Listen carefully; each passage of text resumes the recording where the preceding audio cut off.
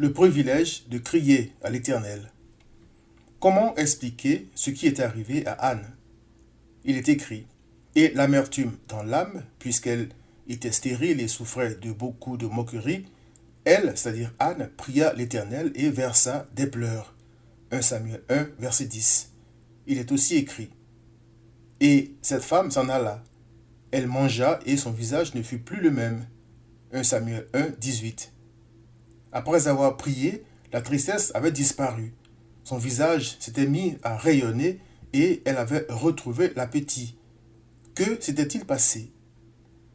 Il est écrit, en toute chose, faites connaître vos besoins à Dieu par des prières et des supplications avec des actions de grâce. Et la paix de Dieu qui surpasse toute intelligence gardera vos cœurs et vos pensées en Jésus-Christ. Philippiens 4, versets 4 à 7. Il y a d'abondantes joies devant ta face, des délices éternelles à ta droite, dit le psaume 16, verset 11. L'apôtre Pierre dit que cette joie est ineffable et glorieuse. 1 Pierre 1, verset 8. On ne peut pas la décrire, elle vient de l'espérance que le croyant a en Christ.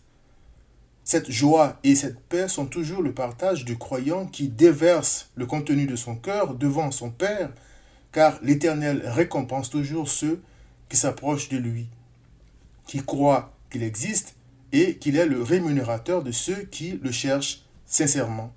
Hébreux 11, verset 6. C'est-à-dire ceux qui viennent à lui par Christ. C'est au nom du Messie que Anne avait imploré l'Éternel, car Christ a dit, « Nul ne vient au Père que par moi. » Jean 14, verset 6.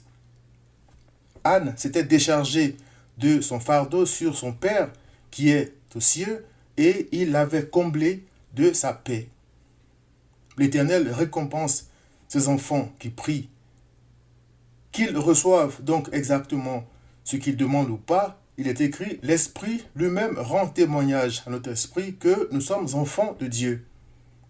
Or, si nous sommes enfants, nous sommes aussi héritiers, héritiers de Dieu et co-héritiers de Christ, si toutefois nous souffrons avec lui afin d'être glorifiés avec lui. Romains 8, 17. Il est écrit, Elkana connut Anne, sa femme, et l'Éternel se souvint d'elle. Dans le cours de l'année, Anne devint enceinte et elle enfanta un fils qu'elle nomma Samuel, car, dit-elle, je l'ai demandé à l'Éternel. 1 Samuel 1, 19 à 20. La paix et la joie de Dieu sont réservées à ceux qui viennent à lui dans la prière par Jésus-Christ. C'est pour moi une raison de plus pour prier sans cesse. Cher ami, entre dans la paix et la joie du Messie. Viens à Christ.